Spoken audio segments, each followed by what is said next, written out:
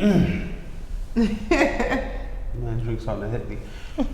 What's going on, people? This is Spitty Smith. This is Vi. OTENA Podcast. We have a special guest in the building. We have Liz Sade. Yes, hi. The owner of a beauty spa store. Yes. Right here in Brooklyn, New York. But not only one. How many? Listen, I always just round up to 10, but it's not even that many. It's under 5. But that's so embarrassing, I'm going to push it to 10. Yo, man, by all means, man. Well, what's the name of the store? Exactly. Okay, so the official name of the store is Jeffrey Beauty Supply. That's when we opened back in 2017. That's what we opened as. We've since branded a division of the store to JBS Hair Boutique. Nothing fancy. JBS is Jeffrey Beauty Supply, but you know, with a hair boutique, you have to snazz it up. Okay. So Jeffrey Beauty Supply has underneath it JBS Hair Boutique and Beauty Bar. And where are they located? We are located at 1709 St. Mark's Avenue. Any Brooklyn people, Eastern Parkway, Rockaway, where the 24-hour Dunkin' Donuts is, you can find us right there next to the Clean Right and the Dollar Tree. So it's sandwiched in a pretty nice new shopping plaza. That's good. Yes. Well, I'm from Queens, you know, but I know where that's at. Okay. I'm a Queens person too. Landmarks. She just said the landmarks, and I already knew exactly what she was talking about. Definitely. I have no idea. I gotta Google it. No. GPS will take you right there, door to door. No Yes, worries girl, about that. Please show me the way. GPS. Yes, definitely. So, question. I know it's never easy for a person, let alone a black person, to start out a business. Right. So I know it's been trial and tribulations for you to get not only the few stores you have open up, but just the first store. Yeah, this is our first store. The prayer is one of many, but you know, I'll talk to how we got here, because 6 months ago my doors were closing. So Wow. it is very true. So there's a statistic that says that minority-owned businesses are thriving.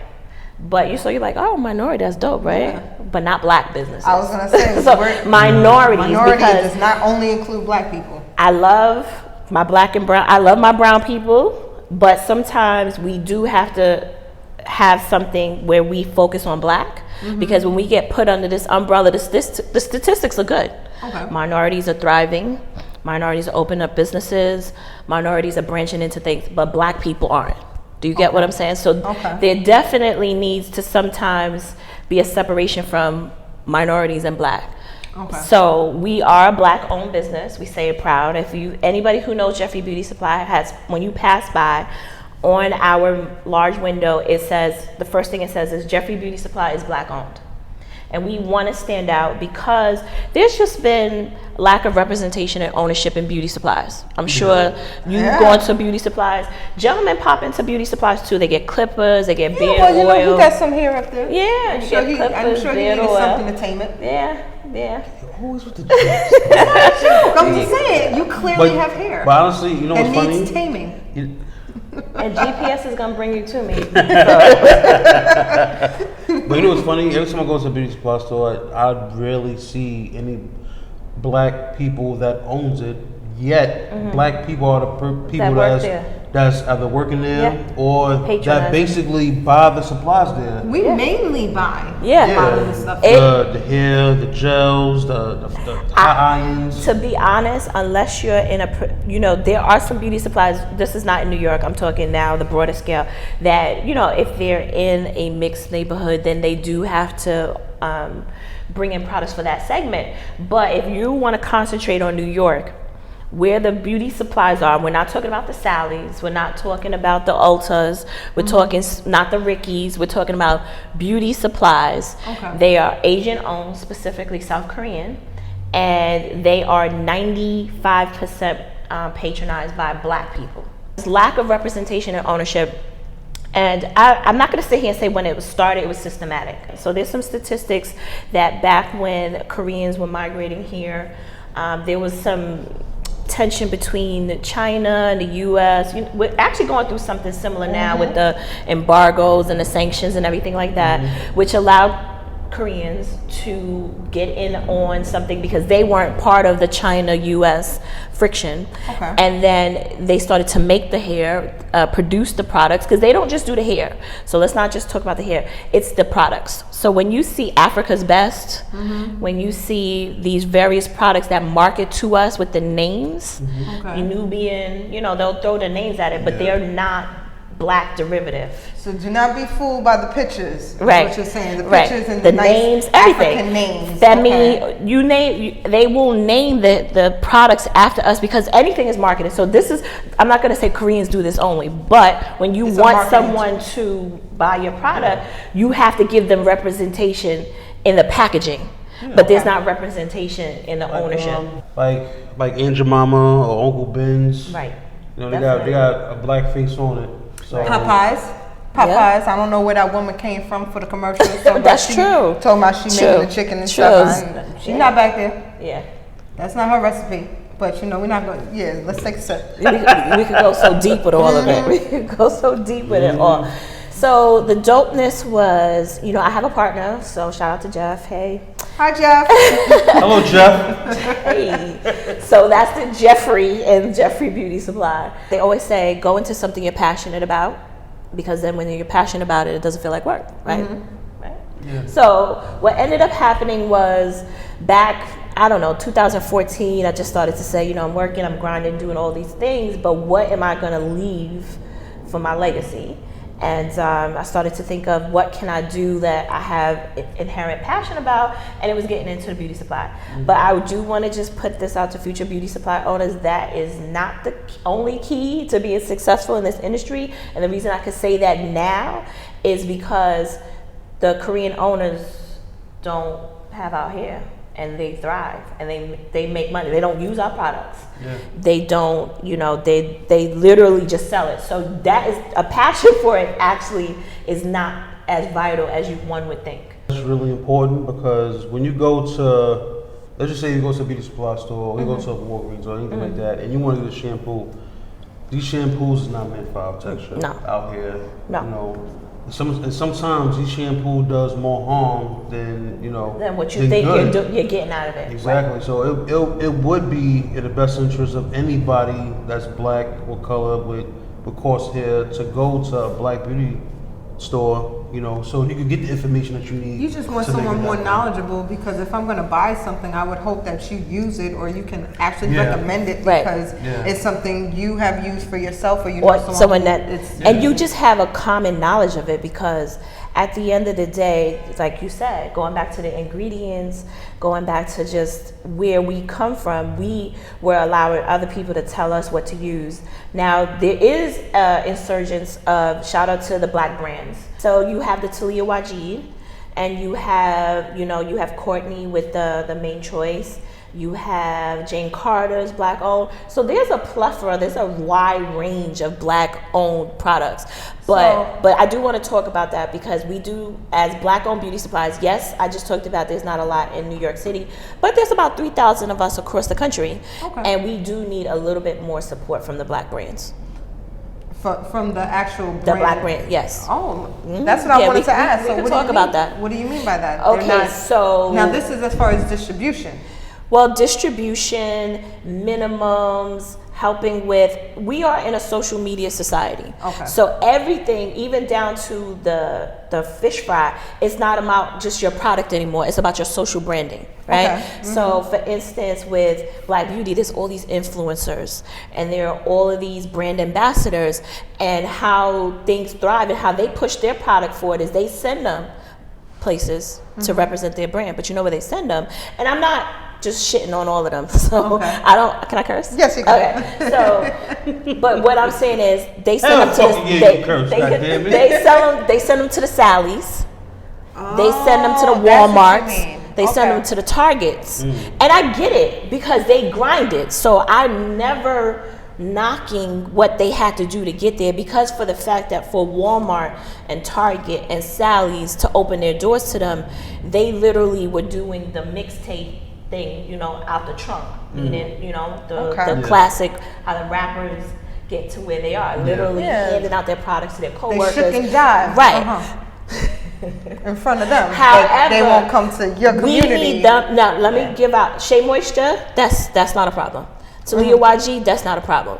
Those are the ones I can speak to that will seek you out. Oh, that's great. However, I like Shea Moisture. They aren't, they're the minority. They're not the majority. So while they're sending their brand ambassadors to the Sally's and the Walgreens, we're the ones that are really out there like, yo, I love this brand, I use this brand. That's true. Because you don't see nobody from Walgreens or Target or anybody like that actually repping you. Because they have so many other products. Right. They're not really saying, choose this one. No, they're like, whatever you want. It's you and I that are actually repping the black brands. Yeah. So you and I are talking, girl, how'd you get your hair like that? Oh, I use so and so. Word of mouth, grassroots. However, yes, I don't have the volume that Walmart and Walgreens have, but I am your unofficial brand ambassador because at the end of the day, there's a reason, and because your products are dope, there's a reason that the Shea and the Talia and the Jane Carter are getting pushed faster than the Cantu and the Dove and all those other brands that aren't good for out here, which goes back to what you were saying. So you need to help us help you. So products and hair, we do have to have a separation a little bit. They go hand in hand, but we could get the products. Okay. You know what I'm saying? We could get the products because the goal of any company is to get it into mass distribution. So the big brands are like Ultra, PK, Bilo. So those are, I'm giving out all my vendors list. People charge for that. Anyway. So with the hair, that's where the bullshit comes in. Okay. So the here's where the money's at. You know that. You don't even have to be in the business to know that here's where the money's at. Yes, so there are brands, literally most of the brands it breaks down to basically 4 big companies. Okay. Right? So what happens is, I'm going to use Sensational. So I'll call Sensational. Ring, ring, ring. Hey, Sensational. My name is Sade. I'm calling from Jeffrey Beauty Supply. I have my EIN number. At this location, you could come physically do an inspection, right? They don't want to just give it their brand to riffraff. I get all that. Every business is supposed to protect their brand. Okay. So I'm ready whenever you are for your sales rep to come and inspect me, XYZ. But I'm really talking to myself because they're like, who? And then there's several games that they play. So there's the first game is that they're never available. Once you get past a certain, you get the gatekeepers, like when you're trying to get a job with a receptionist and they're like, call back, give you messages. So they give you the runaround.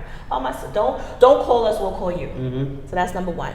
Number 2 is we'll send you an application. Okay. Application never comes. Now how they used to say the check is in the mail? Yeah. Check is not in the mail. So then number 3 is you get past the gatekeeper, you get the check is in the mail, then they're gonna tell you that, what's your address? You're 2.2 miles from another beauty supply that we sell to, which obviously is in black owned, right? If I just said there's 10 of us. Yes. We can't sell you your brand, which is when you go to a beauty supply in most parts of Queens, some of them are diagonal. Yeah, across the street from each other. Right. Yeah. So, but when you go to that one, they both have the same brand, right? Yeah. So that's that bullshit. So that's that. So that's that bullshit, people. That's the bullshit. So that's that bullshit number part 1. Part 2 is, okay, let's say you live in West, whatever. There's no beauty supplies around you, so they can't run that game on you. Okay. So then they'll say, you know what? Sure. Application, everything. Your first buy-in is $40,000. That means your first purchase has to meet that threshold. Oh, that's what you mean. Yes. You have to spend at least, this is your minimum amount to spend with us to give you anything from us. Exorbitant. You really think you, a small business, right? I'm going to spend that, with one portion of many portions of a business. Like only 2 pieces of the puzzle. Mind you, you have a bigger puzzle. You have more pieces to buy. Yeah. Okay, so that's a tactic. That's part 2. Because it's America. Anybody, so I'll keep it a buck. Anybody could say that that's their buy-in. Okay. You really can't tell people, but that's what they do to keep you out. At the end of the day, we need hair. The hair is where the money's at. The hair is the margins. There's no real margins in product. I mean, that's not a big secret. At the end of the day, we're selling shampoo for $11. How much do you think we paid for it? You know, probably $8. Yeah. So what money am I making? Yeah, you're not really making a profit. Right. So, but you need the product to get. But you get they all go hand, but the hair is where it's at. The most profit is coming from. Right. I don't want to make it seem like in 2019 I'm saying that there aren't thriving Black-owned beauty supplies that haven't found out how to do it. Yeah. However, the goal is that they should not be the exception. Do you get what I'm saying? Yeah. We are trying to go into things that aren't traditional Black businesses. When I say traditional Black business, they're gonna let you have a barbershop because they don't want to do your hair. They're gonna let you have a salon because they don't want to do your hair. They're gonna let you have a fish fry because they don't want to smell like fish. Right. Those things they've let those go. Okay. Right. But we want wine shop. We want wineries. We want a whole vineyard. We want a vineyard. We want to start going into things that aren't traditionally Black owned. I have one question. So it's a lot of people out there that's making their own cosmetics, conditioners, shampoos, stuff like that. How can they get into? Well, how can they distribute their own product? Jeffrey Beauty Supply has created opportunity for small enterprising. The next Shea Moisture, the next Aunt Jackie's. We have a really dope Made with Love oils. She's Brooklyn based. She was a self-taught chemist. She just makes a dope product. Okay. And we've had different iterations with different products. We've had men's products. We're always looking for more. You have to understand that as a small business, to be fair, because people are gonna see this and they're gonna send me their sample. They're like, yo, she was talking so much shit. She even let me pass her body butter. But at the end of the day, you have to understand the dynamics of any business. You have to keep the brands that are going to pull the people that they're going to come for, and then you open a opportunity for some of it, because most of your cash has to go to what the people are expecting to see, and then you can allocate and grow that. So you can start with one small business and then grow that. But if you spent all your money on things people didn't know, you're literally going to have grand closing. Yeah, you'll have a lot of money on the shelf. Right. So be patient with your small businesses because they have to grow that, But and you also have to bring your own people too, because that's where the hustle comes from. That's why Made with Love is with us. That's why who? That's why the woman I said, Made with Love, she's a hustler. Okay, yeah, because you too have to bring your own you people. Can't just assume that it's on the shelf, it's gonna move. Exactly. You can't. Yeah. You have to tag and pose, and all you're looking at it isn't that I made it because I'm in a store. You have to look at it like, how am I gonna benefit this store so they keep pulling me? There. Okay. Now, exactly where are your stores yet again? I want you to say the address. So I love that you said stores, because that's the prayer, because I have one store right now. So we are at 1709 St. Mark's Avenue. Just to give it, because everybody's like, St. Mark's and Eastern Parkway don't cross. St. Mark's and Eastern Parkway cross. Yes, they do. It's like one little dead end, St. Mark's. So think of Eastern Parkway and Rockaway, where the Dunkin' Donuts is. We're right one block over. We're in a shopping complex. There is the Dollar Tree, there's the Clean Right, and then there's Jeffrey Beauty Supply. So we are a beauty supply. So there are beauty supplies there, but we are a hair boutique, because a hair boutique are few and far between, and people will leave their neighborhood to buy good hair. And we have a salon opening up in the same space. In the same complex. Yeah, so it's gonna be One Stop Beauty. You can log on to jeffreybeautysupplystore.com. Yeah. You can also hit them up on Instagram and Facebook. Can you give them the address one more time? 1709 St. Mark's Avenue, which really is Eastern Parkway and Rockaway, and we are in Brooklyn, New York. Yes, BK. There you go, y'all. Yeah. Soon come to Queens, though. Soon come to Queens. Definitely. Yes. Subscribe. Put it into the air. Put it into the air. There you go. Subscribe, comment, like. Yes. And everything that we talked about will be in the description below. Yes. Thanks for watching the podcast. Boom. Bye. Boom.